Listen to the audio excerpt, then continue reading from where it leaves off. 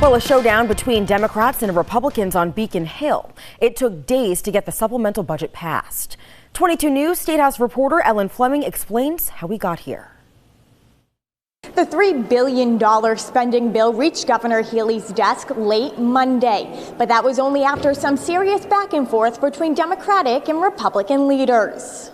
Democratic leaders could not come to a compromise between the House and Senate bills before formal lawmaking ended for the year, leaving Republicans with the ability to stall the bill during informal sessions.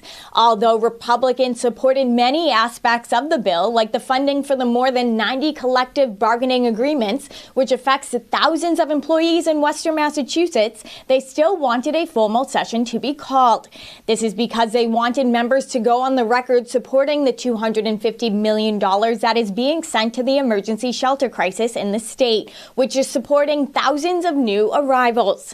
Republican members eventually allowed the spending bill to be passed on a hand-counted vote, and final approval came on unrecorded voice votes. Senator Fatman said Republicans mostly held up the bill due to process.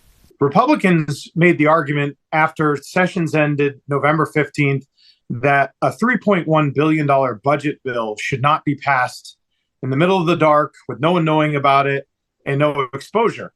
And so the House Republicans ended up delaying the vote so that people would actually have to come to Beacon Hill and do their job.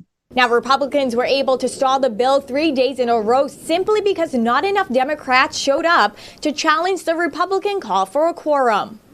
The governor signed the bill yesterday, and now the comptroller can finally start closing the books on the fiscal year that wrapped up at the end of June. Working for you at the State House in Boston, Ellen Fleming, 22 News.